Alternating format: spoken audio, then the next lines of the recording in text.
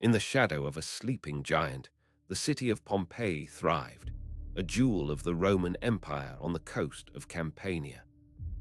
Its streets were paved with commerce and vice, its villas filled with wealth, and its people blissfully unaware of the fiery doom that festered beneath their feet. The mountain they called Vesuvius was a backdrop for life, a fertile ground for vineyards, not a harbinger of death. 17 years prior, a great earthquake had shaken the city to its foundations, a violent tremor that was dismissed as a mere fit of the earth. The people of Pompeii rebuilt, their resilience blinding them to the true and terrible warning they had been given.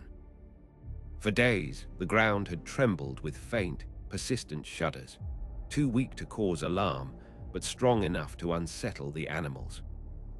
Springs and wells that had flowed for generations mysteriously ran dry, the mountains throat-parched before its fiery exhalation. On the morning of the 24th of October, 79 AD, the final day of Pompeii began like any other, under a calm and unassuming sky.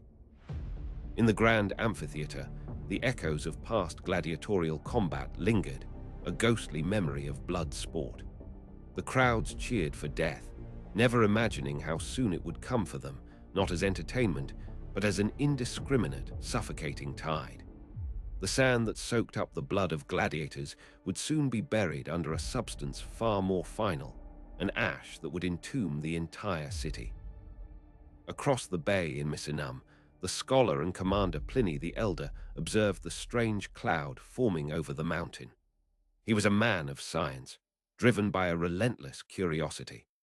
This curiosity would soon become his death warrant, as his scientific inquiry would lead him directly into the jaws of the apocalypse, a noble and fatal pursuit of knowledge.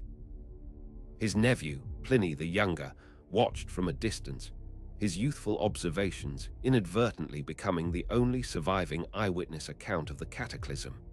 He would later write of the darkness, the screams, and the rain of fire with a chilling clarity. He was a historian by accident, a chronicler of a nightmare he was lucky enough to escape, his words echoing the terror of those who did not. Around 1 in the afternoon, the earth gave a final, violent heave, not a tremor, but a deep, guttural roar from below. The cap of Vesuvius, the plug that had held back millennia of pressure, was blasted into the stratosphere with the force of 100,000 atomic bombs. A sound of impossible scale ripped across the Bay of Naples, a thunder that shattered eardrums and announced the end of the world. A colossal column of superheated gas, ash, and rock rocketed 15 kilometers into the sky, spreading out like a monstrous stone pine tree. It blotted out the sun, casting a terrifying, premature twilight over the region. The people of Pompeii stared upwards, their daily routines forgotten, their minds struggling to comprehend the celestial horror unfolding above them. Then the sky began to fall. Not rain, but a steady, sinister downpour of lightweight pumice stones called lapilli. At first, they were small, like pebbles, clattering on terracotta roofs and dusty streets. It was a strange, almost harmless phenomenon, but it was only the beginning of a relentless, suffocating burial. Panic began to curdle in the city's heart. Some grabbed their most precious belongings, convinced they could outrun the mountain's wrath. Others, more pious or perhaps more foolish, ran to the temples, begging for deliverance from gods who were either absent or complicit. Their prayers were answered only with the escalating patter of falling stone. The pumice fall intensified, the stones growing larger, heavier. They fell with a terrifying velocity, striking heads and shoulders with brutal force. The clatter on the roofs turned into a drumming, then a thunderous roar as the weight began to build. The air, thick with ash, became a choking fog, each breath a searing mouthful of volcanic dust. Day turned into an absolute, impenetrable night. The sun was gone, erased by a ceiling of ash 20 kilometers thick. The only light was the horrifying, strobing flashes of volcanic lightning within the eruption cloud, illuminating scenes of pure pandemonium. People were lost in their own homes, stumbling through a darkness deeper than any they had ever known. Roofs began to groan under the immense, accumulating weight of the pumice. The sound of splintering wood and cracking tiles became a new layer in the symphony of terror. Then came the collapses. With deafening crashes, homes became tombs, crushing those who had sought shelter within, a brutal testament that there was no safe harbor from this disaster. Those who fled into the streets faced a different kind of hell. They navigated a landscape of rubble and falling rock, their feet sinking into the ever-deepening layer of pumice. They tripped over the bodies of those already fallen, their screams swallowed by the ceaseless roar of the volcano. The city was actively, violently burying itself and its people. The air was a toxic cocktail. Fine ash particles, sharp as microscopic glass, filled the lungs, creating a cement-like sludge with every desperate gasp. Carbon dioxide and sulfurous gases displaced the oxygen, silently suffocating those who had managed to avoid the falling debris. Death came not just from above, but from the very air they breathed. Pliny the Elder, ever the commander, had launched a fleet of ships from Misenum. His mission was one of rescue, a brave and desperate attempt to save the citizens trapped along the coast. He steered his vessel directly towards the source of the danger, a heroic but ultimately suicidal act of duty and compassion against an unconquerable foe. As his ship neared the shore, it was bombarded by a storm of rock and burning cinders. The sea itself seemed to recoil from the land, shallowing abruptly and littered with volcanic debris, making a landing impossible.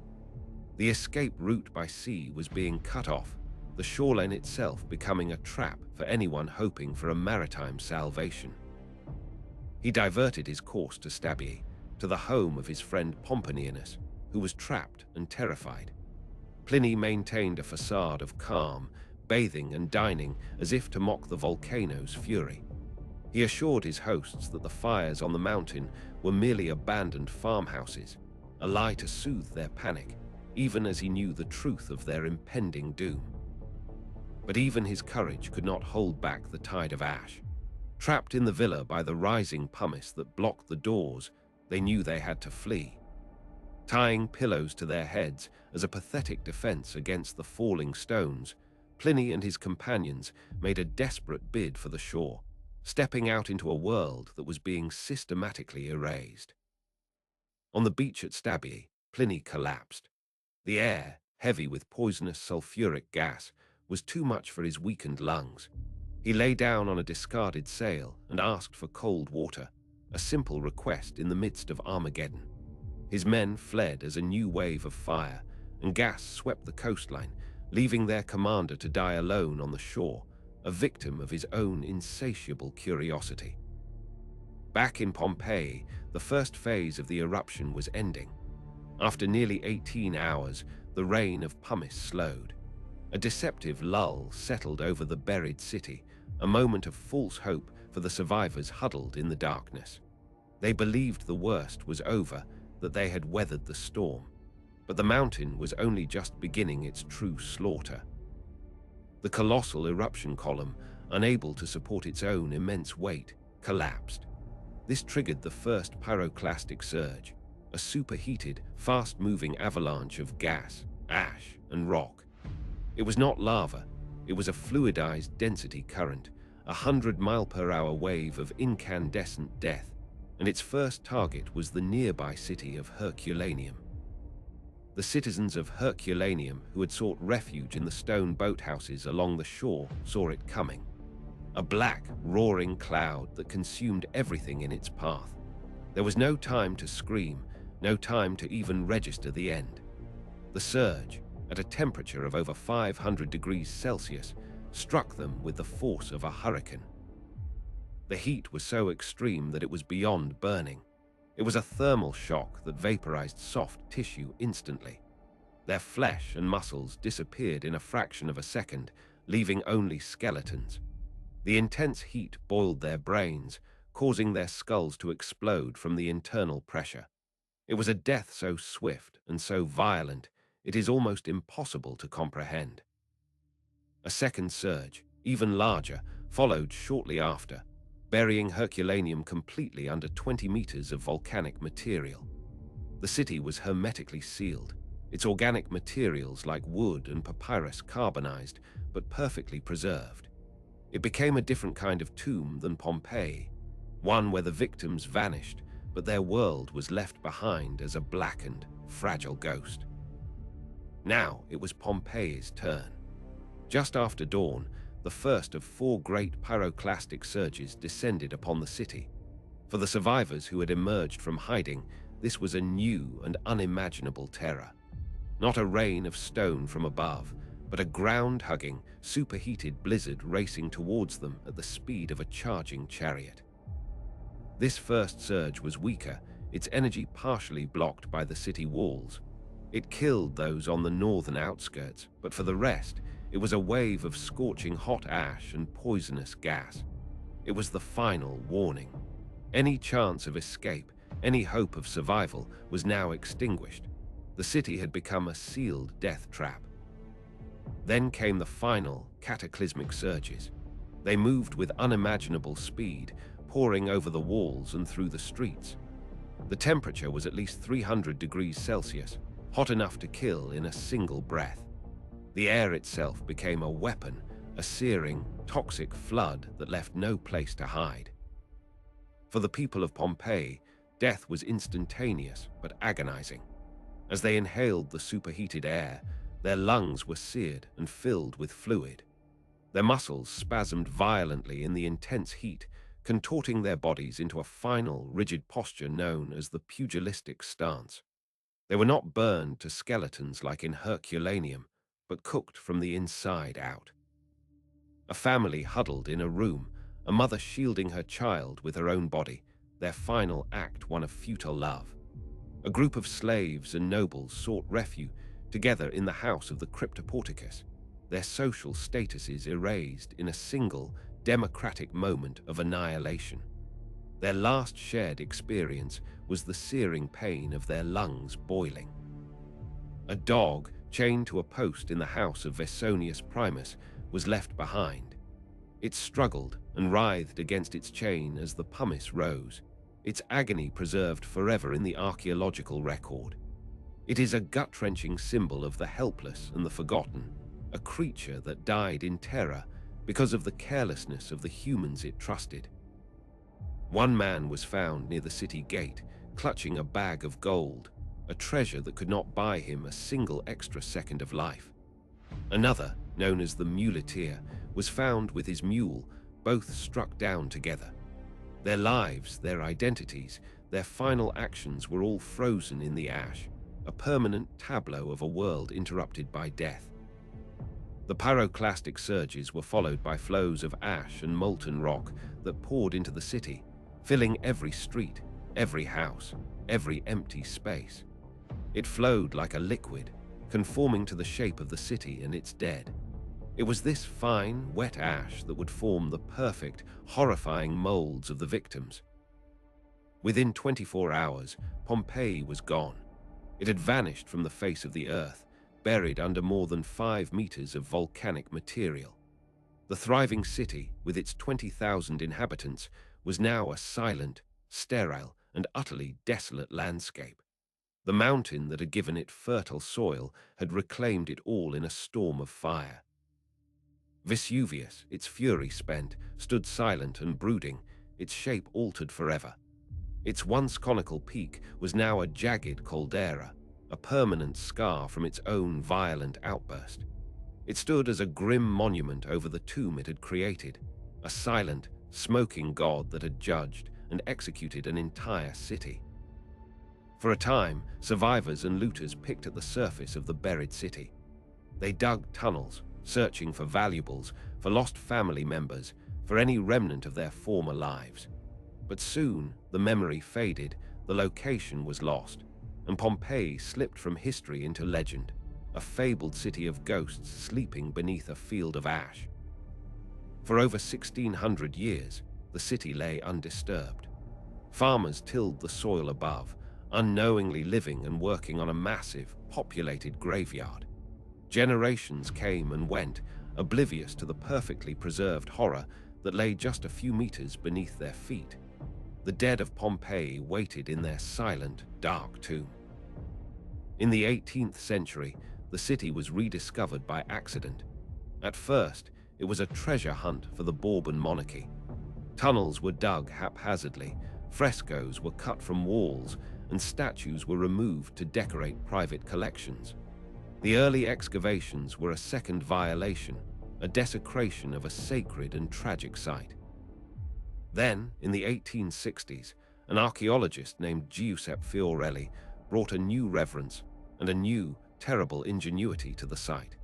He noticed the strange, hollow cavities in the hardened ash layers. He realized these were not natural formations. They were the spaces left behind by the decayed bodies of the dead. Fiorelli developed a revolutionary technique. He carefully drilled a small hole into these cavities and poured in liquid plaster, letting it set. Then, the surrounding ash was carefully chipped away. What was revealed was a perfect, chillingly detailed cast of a human being at the very moment of their death.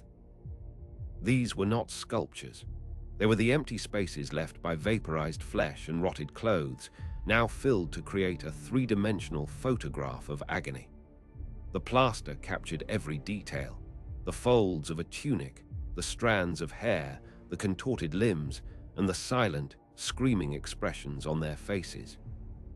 One cast shows a man and a woman, possibly lovers, huddled together in their final embrace.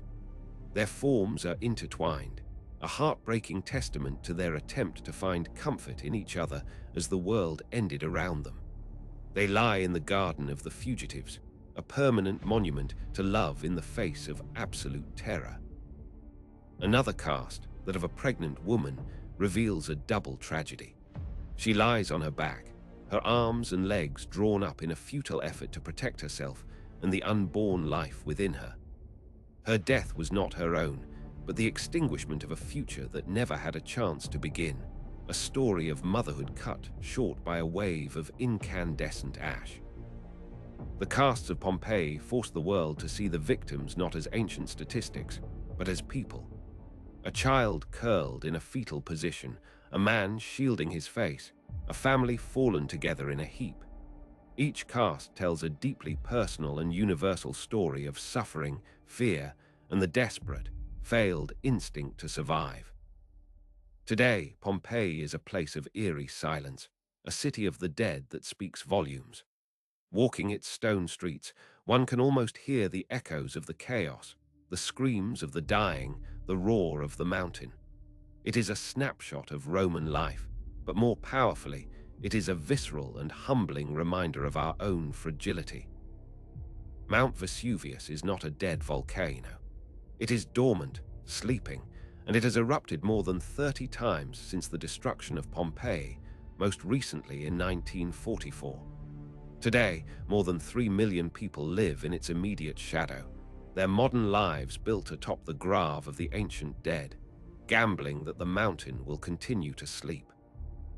The story of Pompeii is not just history, it is a warning. It is a brutal lesson written in ash and bone about the terrifying power of nature and the hubris of civilizations that believe themselves to be permanent. The people of Pompeii were frozen in time, their final moments of terror serving as an eternal, chilling monument to the day the sky fell and the world was buried. The suffocating darkness was absolute, a void where light, hope, and direction ceased to exist. Families were separated in their own homes, their calls to one another swallowed by the roar of the pumice storm. The terror was not just of being crushed, but of being utterly alone in a black, hostile universe, your hand unable to find the wall, your voice unable to find a loved one. In the brothel, the Lupana, frescoes depicting erotic acts line the walls of small, windowless cells. Here, in these tiny rooms designed for fleeting pleasure, men and women were trapped. Their final moments were spent not in passion, but in a cramped, dark terror. The lewd paintings on the walls are grotesque, an ironic witness to their suffocating end. Think of the baker, his loaves of bread still in the oven, 81 of them perfectly carbonized. He was in the middle of his daily work, a routine performed 1,000 times, when the world ended. His oven became a time capsule, the bread a pathetic and poignant symbol of a life's labor interrupted by a force that cared nothing for human endeavor. The city's infrastructure, a marvel of Roman engineering, failed completely. Aqueducts choked with ash, their life-giving water turning to mud. The carefully laid stone roads became treacherous rivers of pumice, impassable and deadly. The systems designed to sustain life became instruments of entrapment, the city's own strength turning against its panicked populace. Some sought refuge in the deepest parts of their homes, in the cellars and crypts, believing the earth would protect them from the sky. It was a fatal miscalculation. They escaped the falling rock only to be trapped by the pyroclastic surges. The hot gas, denser than air, poured down into these subterranean spaces, filling them like water and poaching the inhabitants alive in their failed sanctuaries. Imagine the sounds, not just the roar of the volcano, but a chorus of human agony on a citywide scale.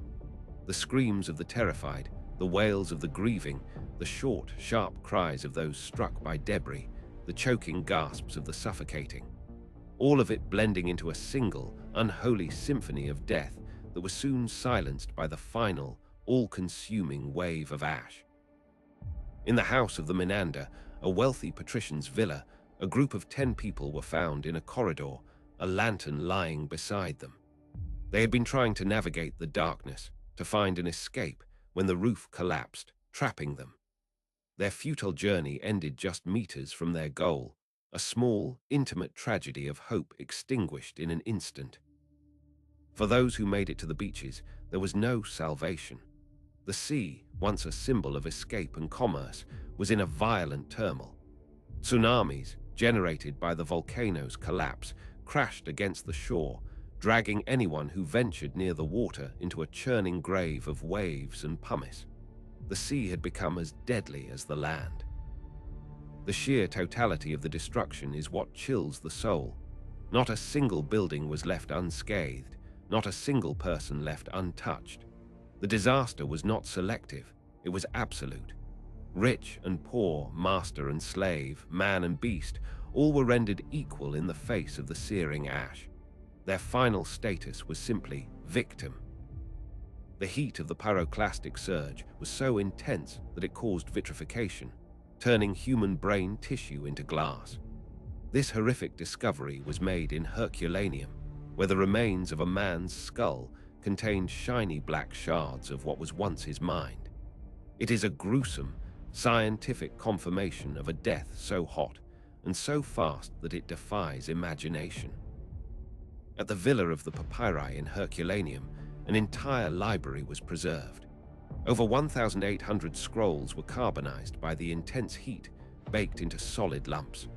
Modern technology is now slowly, painstakingly unrolling them digitally, revealing the last books these people ever read. We are, in a sense, reading the words of ghosts, their final intellectual meal before the inferno. The tragedy of Pompeii is also a story of survival against impossible odds. A few did escape.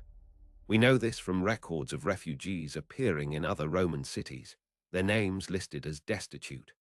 For them, survival was not a victory, but the beginning of a new life of loss, haunted by the memory of the black cloud and the city of screams they left behind. The social fabric of the city was torn apart in its final hours. Evidence shows people were killed in the act of looting, their desperate greed overpowering their fear. In one house, a surgeon's tools were found scattered next to bodies, a failed attempt at medical aid amidst the chaos. The eruption stripped away the veneer of society, revealing the raw, desperate core of human nature. The weight of the pumice was a crushing, slow-moving force of death.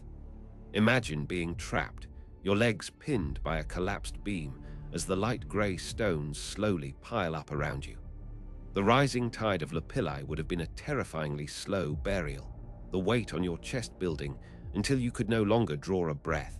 Your final view the endless rain of stone. The final pyroclastic surge was the largest, a massive, city-killing blow. It was this wave that toppled the remaining walls and columns, shearing the tops off buildings as if with a giant scythe. This was the mountain's final, furious roar, a blast that ensured nothing would be left standing and no one would be left alive. The discovery of the plaster casts in the 19th century created a moral dilemma that persists today. These are not artifacts, they are the remains of human beings. To display them is to put their private, agonizing deaths on public view. They are a powerful educational tool, but also a profound violation of the dead, their eternal screams now a tourist attraction. The legacy of Pompeii is a chilling dialogue between the living and the dead. The graffiti on its walls speaks of love, politics, and insults, a direct voice from the past. Then, the casts of the bodies show us how those voices were silenced. It is a place where life is so vivid and death is so present that the boundary between the two feels terrifyingly thin. The story ends in silence. After the final surge, after the last rain of ash, an unnatural quiet fell over the Bay of Naples.